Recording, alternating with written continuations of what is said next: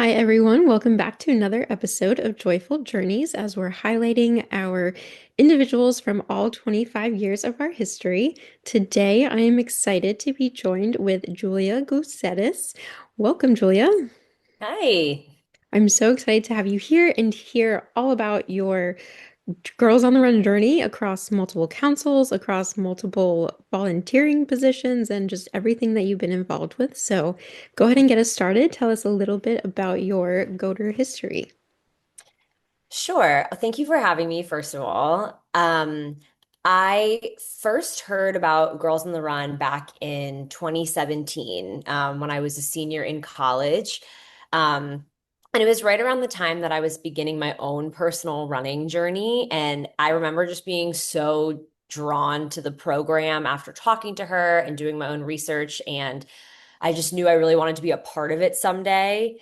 And after college, I was working at an elementary school during the gap between my undergrad and grad school program. And that school didn't have a Girls on the Run team. So I worked with my local council and brought a team to this school. And that's where I really fell in love with the program.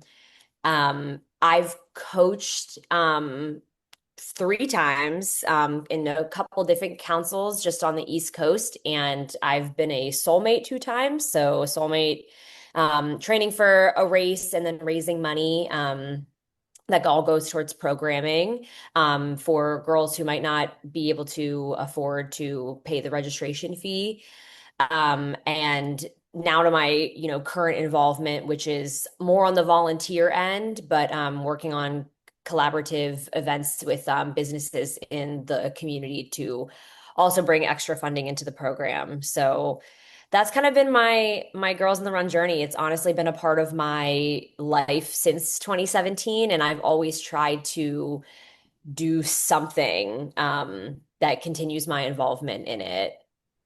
That's so great that kind of you find a piece of it no matter where you go, and you find a way to keep being involved and keep kind of making it fit in your life. And I think that's a perfect example of how Girls on the Run offers so many different opportunities for people to get involved that really, no matter what your time commitment or what your ability to commit to it might be, we have some way for you to get involved, and you are proof of that.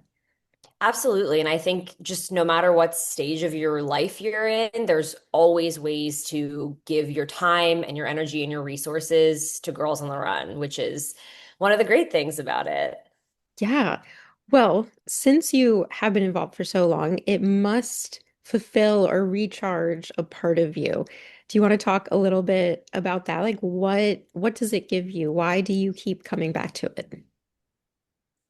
When I first heard of the program, I was just so inspired by the messages of empowerment and just how thoughtful and intentional the structure of all the lessons were. And um, I just felt like the curriculum itself not only was so good for the girls, but I felt like I was able to, this was really relevant to me and to my life.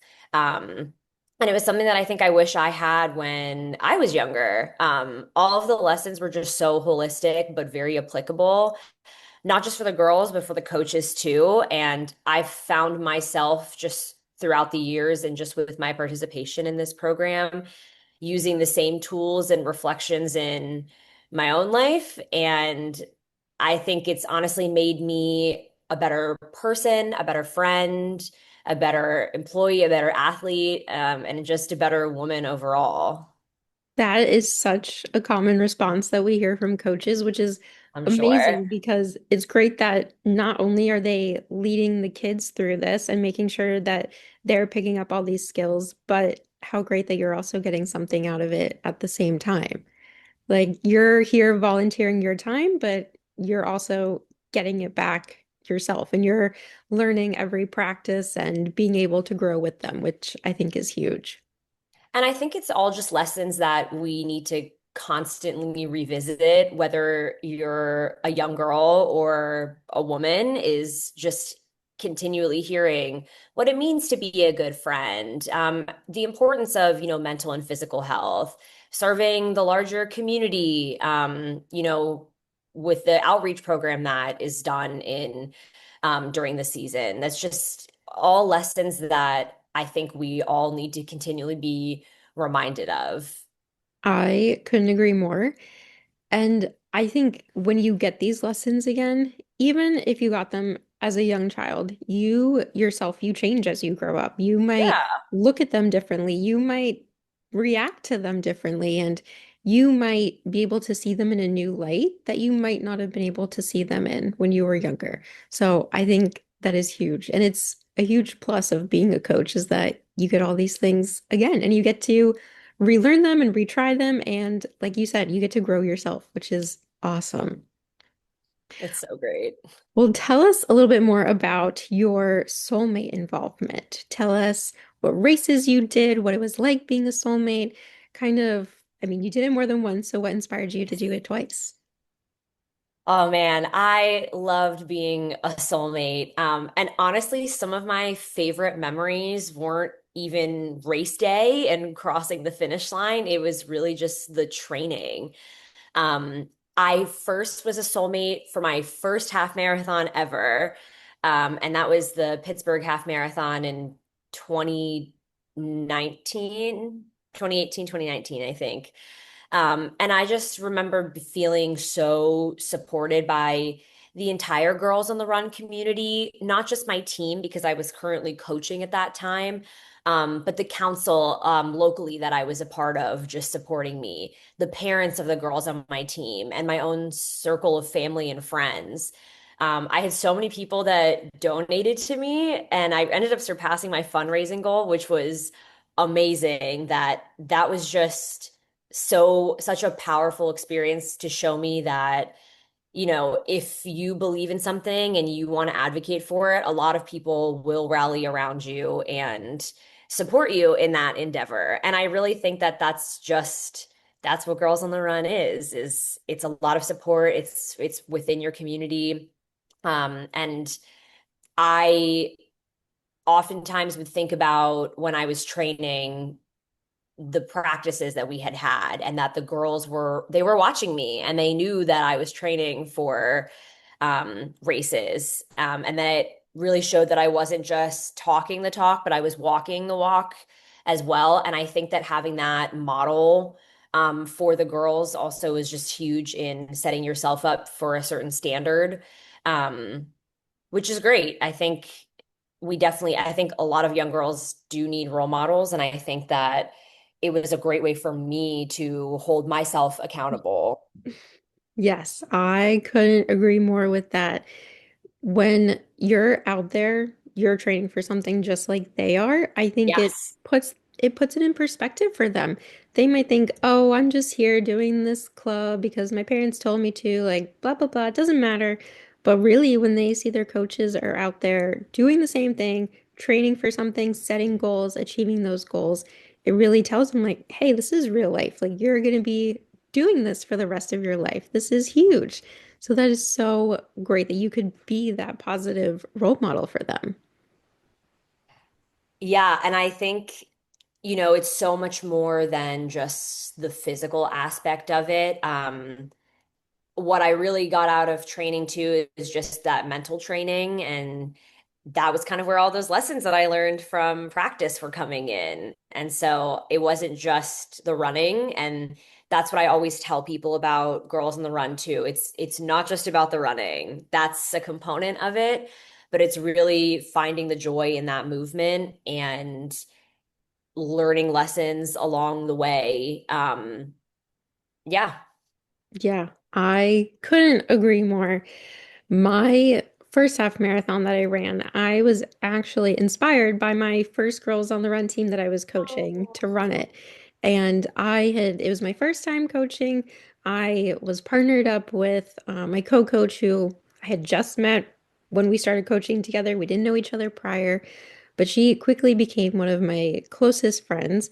And she took on running. She wouldn't have considered herself a runner before that, but being out there with our team at practice and seeing them do it, we were like, hey, like let's push ourselves to do something. She was like, we should sign up for a half marathon. And I was like, you're crazy. I could never run a half marathon. And she was like, that's what these kids are saying about the 5K. And you run Yeah. 5Ks, it's no big deal. I was like, okay, yeah, you're right. I see that. And so she told them, she was like, hey, your coaches are going to run a half marathon. And I think, like you said, it holds you accountable. Telling them that you're going to do this, you're like, all right, well, now I got to set some goals for myself, just like they're setting goals for themselves. And Yes. I have to train for this and I have to go do it. And truly, I imagine this is how they feel after they complete their 5K. But after completing that half marathon, it was like, wow, I really had zero belief that I could do this before, but I just did this hard thing. And now I could probably go do even more hard things. Exactly. And I mean, even I think of the girls crossing the finish line at the 5K, and I always just get so teary even watching that, Yep. uh, because it's so moving and so special. This is such a large distance for that age group to be doing, and it's just so special to watch all of that build up and all of those weeks of practice. So I exactly, and I think it even goes to show of, okay, now that I've done this, like I can kind of um, move the finish line a little bit, and like what else can I challenge myself to do? I was able to do this. What if I try a little bit harder and do more? So I just think it's such a domino effect of you just proving to yourself what you can push yourself to do. 100%. You said it perfectly. That is exactly it. And if all of this that you've said so far hasn't already convinced someone that they should try coaching, what else would you tell them about coaching that they may not they may not interpret from the outside? Something that like after your first or one or two seasons coaching, you were like, wow, I did not expect this, or wow, this part has really changed me. I think to your point too of the friendship that you found with the other coaches, that's a huge motivator and something that I've found with coaching. Um, Not only is it great for anyone looking to build leadership skills or get more involved in their community, there was such a strong sense of community with the other women that I was coaching with and volunteering with. And I think that just really adds to how meaningful Girls on the Run and my experience has been with it.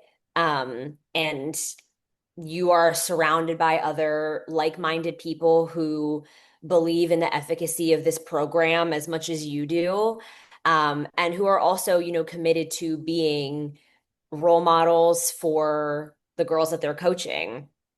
Yeah, that's a great point. That there's a reason why someone would volunteer for this, and that reason is typically somewhere along the lines of that they want to empower young kids. They want them to feel the best they can. So it makes Exactly. sense that you and your coaches would kind of have that same moral part of you and you would get along that way. And really, what we are trying to create is a community between all of our Girls on the Run participants. And when they get older and they're like, hey, I'm a Girls on the Run alum, and they run Mhm. into someone who may have participated across the country, but like you said, no matter where you get involved with Girls on the Run, you're still sending the same message. You're still receiving that same message. And for them to be able to be like, hey, I participated in Virginia. Well, I participated in California. And look how similar our stories are. That is like the whole point of it, just creating a community for everyone who gets involved to be a part of.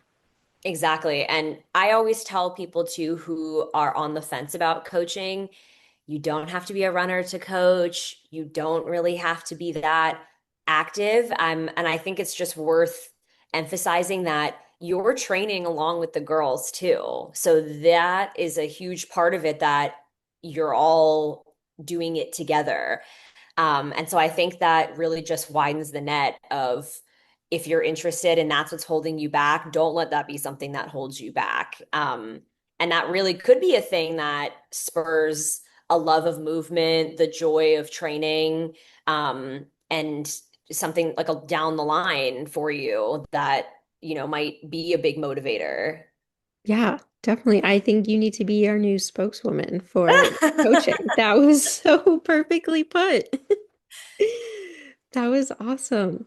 Um, well, thank you, Julia, so much for just sharing your experiences. And really, it was great hearing how much Girls on the Run means to you and how, like you said, it's just been a part of your life in so many ways and continues to be. It absolutely does. Thank you so much for having me. Absolutely. Thank you, everyone, for tuning in. Tune back in soon for another episode as we continue highlighting our alumni and individuals from our past.